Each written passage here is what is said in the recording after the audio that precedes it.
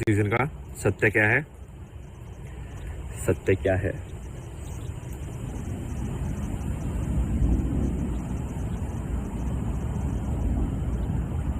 देखो, सत्य क्या है इसका जवाब तो एक्चुअली कोई नहीं दे सकता है, क्योंकि इसका जवाब शब्दों में हो ही नहीं सकता है। ये ऐसी चीज है ना जो शब्द में यदि आ गई होती ना आज तक, तो ये इसके फिर ये इसका मतलब इलोन मस्क के पास सबसे ज्यादा होती है, क्योंकि शब्द में जो चीज आ जाती है वो बिकाऊ हो जाती है। फिर एक कुछ न कुछ उसका कीमत लगी जाती है कभी ना कभी। शब्द के अंदर जो भी आपका रिश्ता आ जाता है, शब्द के अंदर जो भी आपकी पहचान आ जाती है, शब्द के अंदर जो भी आपकी क्वालिफिकेशंस आ जाती है, शब्द के अंदर जो आपकी सुंदरता आ जाती है, शब्द के अंदर जो आपका शांति आ जाती है, तो वो गई, फिर वो शांति नहीं है, बिकाओगे फिर तो। बस कीमत है, कितनी कीमत लगाओगे तुम। और आज के टाइम पे I think most of the लोग ऐसे ही हैं। लाइक लड़कियां भी आई थिंक जब लड़का ढूंढती होंगी तो वो यही ढूंढती होंगी कि पैसे वाला होना चाहिए, तो उनको भी मतलब नहीं है, उनको भी सिर्फ पैसे से मतलब है। मतलब खरीदा जा सकता है उनको ना, समझ रहे हो कि अब एक इंसान इस लाइक वो पैसे यदि किसी ने कमा लिया है तो अब उसको बहुत ऐसी सुंदर वैसे वाली लड़की मिल जाएगी, क्योंकि वो उसको खरीद लेगा, उसके पास पैसा है। तो इनडायरेक्टली वो अपनी सच से, अपने आप से थोड़ी ना वो शादी कर रही है। वो लड़की उसके पैसे से शादी कर रही है और वो उसको खरीद रहा है। बेसिकली वो उसको ऑब्जेक्ट मानेगा पूरे टाइम। अब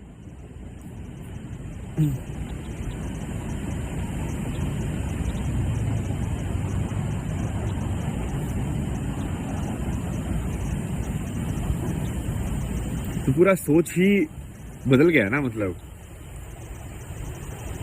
एक रिश्ता जो है, स्पेशली जो ये जो बोला गया है सीताराम या कृष्ण, राधा कृष्ण और ये सब का, उनका रिश्ता क्या है? उनका रिश्ता ये थोड़ी है कि उसके पास पैसा है। उनका रिश्ता ये थोड़ी है कि भाई वो उसको क्या, तुमको क्या मिल जाएगा, क्या सेफ्टी मिल जाएगी, तुमको घर चाहिए, तुमको शॉपिंग कराएगा कि नहीं कराएगा। ये है क्या मतलब? क्यों शॉपिंग करा दिया भाई, क्या करा दिया भाई?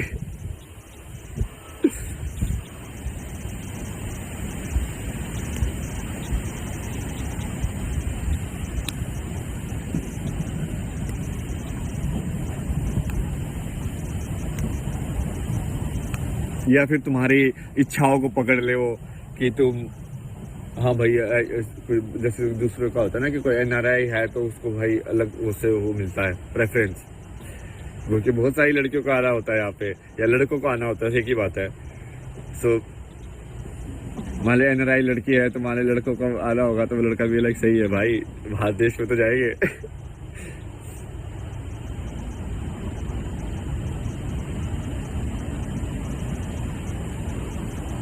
उसमें दिखाया था ना, वो एनआरआई लड़का था अपना, कौन सी थी कंगना रनौत वाली मूवी। वो बोलता अदरक की तरह बढ़ रहा है इधर से भी। आदमी नहीं।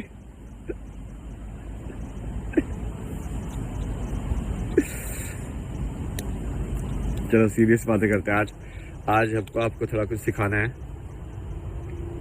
तो एक टर्म होती है इंग्लिश के अंदर कि जनरेशनल पैटर्न्स, ठीक है?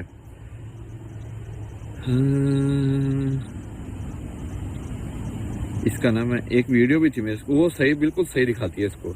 वैसा ही बिहेवियर होता है इंसान का भी, एग्जैक्टली।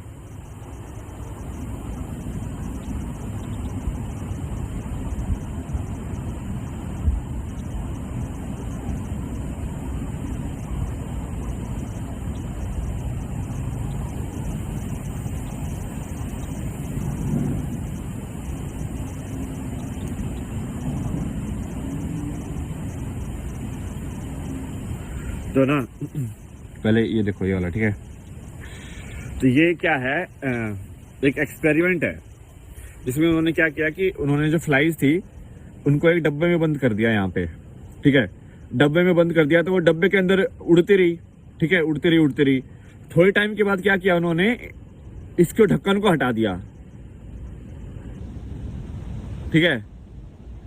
ढक्कन को हटाने के बाद भी वो फ्लाइज एक्चुअल के अंदर बाहर नहीं गई, मतलब वो फिर भी ऐसी ही उड़ती रही। उनको ऐसे लगा कि अभी भी ये यही दीवार है। मतलब यदि तुम एक्चुअली डब्बे को भी हटा दोगे ना किसी तरीके से, बिना कोई लाइक ज्यादा एनर्जी डिस्टरबेंस किए, तो तुमको ऐसा लगेगा कि वो हवा में सिर्फ इसी एरिया के अंदर ही घूम रही हैं। वो इसी एरिया के अंदर क्यों घूम रही है? क्योंकि उनको अब ऐसा लगता है जैसे कि अब पहले क्या हुआ, एक जनरेशन हुई होगी फ्लाइज की, वो मम्मी फ्लाइज मान लो, तो मम्मी फ्लाइज ने बोला, सोचा होगा कि उनको पहले बंद किया होगा, उनको याद होगा कि हम बाहर भी दुनिया है, ठीक है, बट अब उनको बंद कर दिया, तो उन्होंने कोशिश की होगी थोड़ा टक्कर वक्कर मारने की, भाई हाँ ठीक है खोलो खोलो क्या है बाहर जाना है हमें, या दीवारों को भी टक्कर मारी होगी, बट फिर उनको लगा होगा कि नहीं इतना ही है, नहीं अब वो चली गई है, वो हो नहीं सकता, ठीक है, तो वो हो नहीं सकता, तो इन्होंने मान लिया, तो अब वो अंदर ही उड़ने लगे। अब उनके जो बच्चे पैदा हुए उन्होंने उनको भी यही सिखाया कि ये हो नहीं सकता, ठीक है। अब वो जो बच्चे थे उन्होंने तो, उनको तो ये भी नहीं पता था कि बाहर हो भी सकता है, समझ रहे हो, तो उनको तो सीधा यही पता चला कि हाँ ये तो हो ही नहीं सकता। तो अब उनके बच्चों के लिए तो बाहर है ही नहीं, मतलब इसलिए कि उनका दिमाग में ही बैरियर बन गया है कि ये है ही नहीं, मतलब। तो अब यदि तुम डब्बा हटा दोगे, ढक्कन भी हटा दोगे, तो भी वो ऐसे ही उड़ते रहेंगे, टक टक टक। इसको ही इंग्लिश में बोलते हैं कंडीशनिंग। कंडीशनिंग मतलब कि आपके दिमाग को कैसे ढाला जा सकता है, जैसे कुम्हार मिट्टी को ढालता है ना, वैसे ही कि आपके दिमाग को भी कैसे ढाला जा सकता है कि वही बच्चा यदि उसको कोई अमेरिकन गोद में ले ले तो वो इंग्लिश बोलना सीख जाता है, और वही बच्चा यदि कोई मान लो हरियाणा में गोद में ले ले तो वो हरियाणवी बोलना सीखता है। ऐसे कैसे होता है? वो ढालना है, आप ढाल रहे हो उसको, जैसे आप उसको ढालोगे तो वो ढालना सिर्फ भाषा का नहीं होता है कि वो भाषा सीख रहा है, वो आपके बाकी चीजें भी सीख रहा है, वो आपका एनर्जी भी एब्जॉर्व कर रहा है, आपकी ऊर्जा भी देख रहा है। वो यदि बच्चे के आसपास, यदि इसलिए तो बोलते हैं कि अच्छी ऊर्जा बना के रखनी चाहिए, क्योंकि वो ऊर्जा देखता है, उसको आंखें तो नहीं है, उसके कान में इतना सुनने का उसका मतलब तो समझ में नहीं आता है, उसको तो सिर्फ वाइब्रेशन सुनाई दे रही है। तो यदि शोर शराबा या इस सब के बच्चा पैदा होगा तो वो उसके अंदर भी शोर शराबा ही होगा, मतलब उसकी एनर्जी भी वैसे ही घूम रही होगी ना भाई, उसको तो ऐसा लगेगा यही रियलिटी है। तो इसको बोलते हैं, और इसको साइकोलॉजी के अंदर आजकल एक टर्म आती है, साइकोलॉजी और स्पिरिचुअलिटी के बीच में, जनरेशनल पैटर्न्स ऑफ ट्रॉमा। कि जनरेशन पैटर्न्स ऑफ ट्रॉमा क्या होते हैं कि तुमको गुस्सा आता है जो कि तुम्हारे पापा को गुस्सा आता था, तुम्हारे पापा को इसलिए गुस्सा आता है जो कि उनकी मम्मी को गुस्सा आता था, उनकी मम्मी को गुस्सा इसलिए आता है क्योंकि उनके पापा को गुस्सा आता था।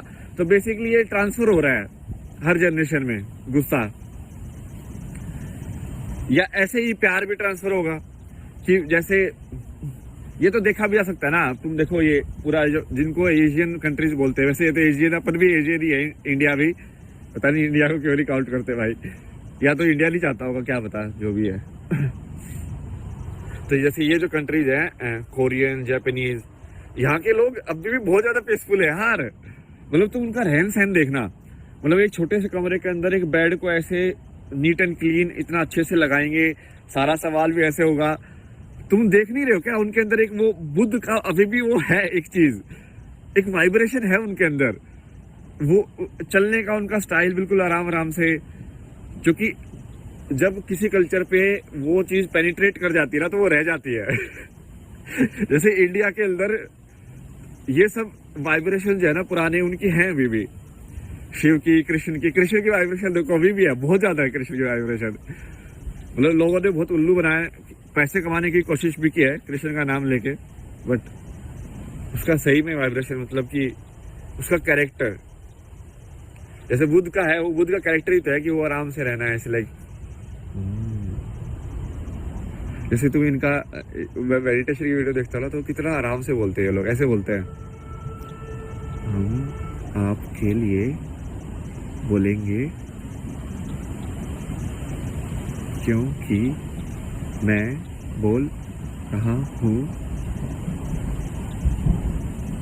मतलब ये क्योंकि क्या करते हैं ना, माइंडफुल अवेयरनेस रखते हैं, तो ये शब्द के बीच बीच में भी गैप दे के कि हाँ मैं ही बोल रहा हूँ, लाइक बीच बीच में वो मेडिटेशन कर रहे हो, मतलब ये समझ रहे हो, बोलने के साथ साथ।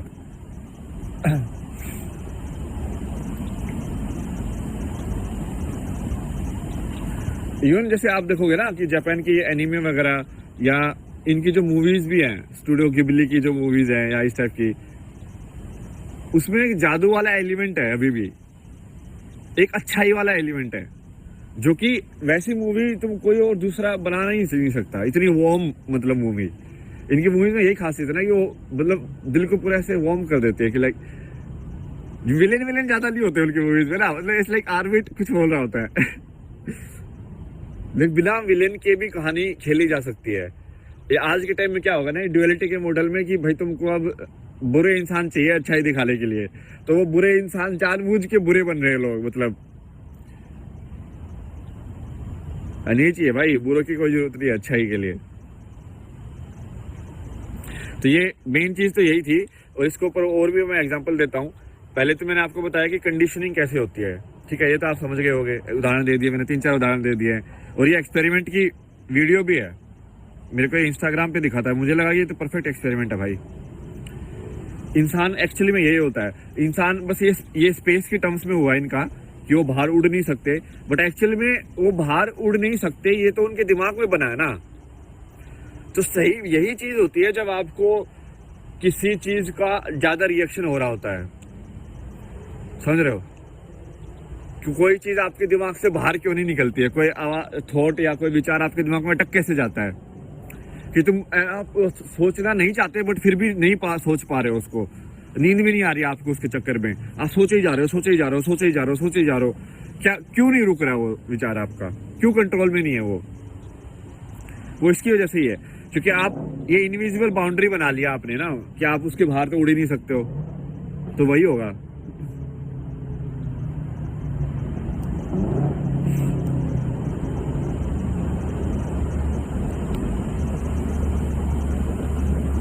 और ये थोड़ा एक्चुअल में ऐसा है नहीं, मतलब थोड़ा और डीपर है कॉन्सेप्ट, बट कर्म का कॉन्सेप्ट थोड़ा सा ऐसा ही है।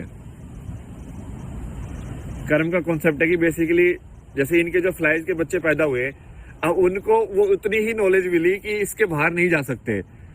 अब सोचो कोई फ्लाई जो बाहर जाने की कोशिश कभी करेगा, हो सकता कोई पागल हो जाए फ्लाई, ठीक है कि ऐसे ही बाहर चला जाए, लाइक नहीं कोई उसको रोकेंगे उसके दोस्त लोग, लाइक भाई वहां मत जा भाई, बना किया है वहां पे बाहर नहीं जा सकते, नहीं टक्कर मार के तेरा ही सिर फूटेगा।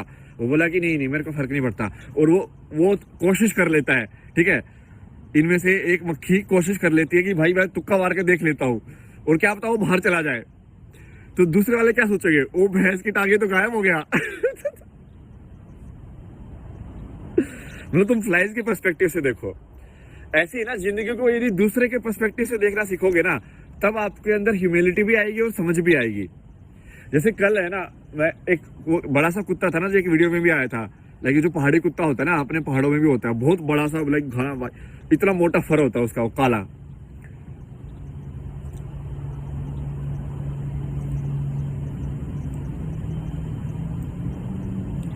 तो वो मैं उससे ऐसे लाइक ऐसे बात सा कर रहा था, मैंने क्या कैसे है भाई, तो वैसे वो फिर भौंकने लगा वो, तो उसकी है ना भौंकने की आवाज काफी लाउड है, तो एकदम से भौंका ना, तो मैं थोड़ा डर गया।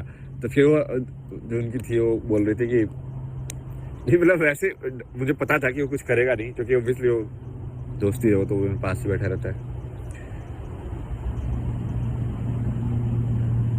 नहीं, ये रियलाइजेशन इस चीज का है कि हमने ना आवाज को उसका मतलब समझ लिया है। जैसे कोई लाउड वॉइस जरूरी नहीं है कि वो ईर्ष्या से भरी हो, या कोई आराम से बोल रहा है इसका मतलब जरूरी नहीं है कि वो आपके हित में बात कर रहा हो।